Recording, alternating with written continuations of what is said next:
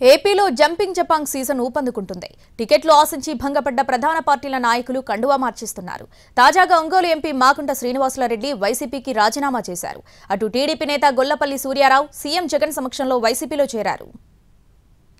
ఏపీలో election heat క్రమంగా పెరుగుతోంది. ఎన్నికల షెడ్యూల్ కి ముందే నాయకులు కండువా మార్చేస్తున్నారు. టికెట్లు దక్కని ప్రధాన పార్టీల నాయకులు రాజీనామా బాట పట్టారు.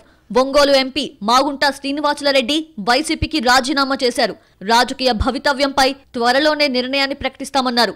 వైసీపీని వీడటం ఎంతో బాధగా ఉన్నా ఆత్మగౌరవం కోసం తప్పడం లేదన్నారు. కొన్ని అనివార్య కారణాల వల్ల వైఎస్ఆర్ పార్టీని మనం వీడాల్సినట్టుగా కూడా వచ్చింది. ఈరోజు వైఎస్ఆర్ కాంగ్రెస్ పార్టీకి రాజీనామా చేయటం అనేది కూడా జరుగుతున్నది.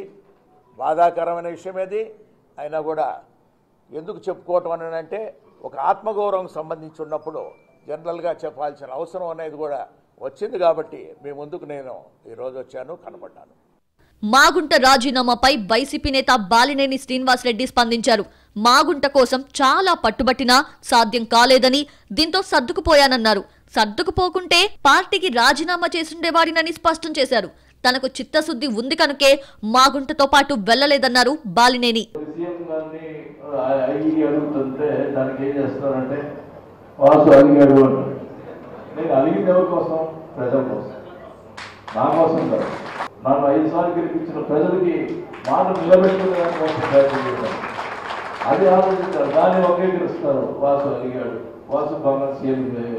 ఒక పార్టీలో వాళ్ళకి ద్రోహం చేసి ఒక పార్టీలో చేసే మనస్తత్వం మనుషులు నాకు కాదు.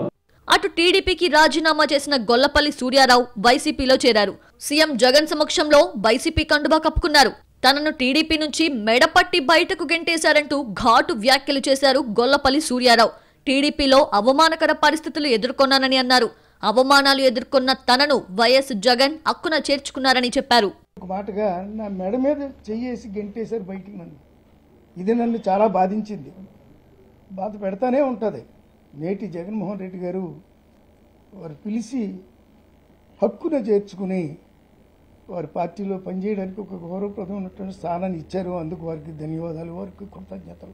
ఎన్నికలు సమీపిస్తున్న కొద్దీ ఏపీలో రాజీనామాలు, చేరికలు ఊపందుకుంటున్నాయి. టికెట్ల కోసం చివరి దాకా ప్రయత్నించిన నాయకులు రాత్రికి రాత్రే కండువా మార్చేస్తున్నారు.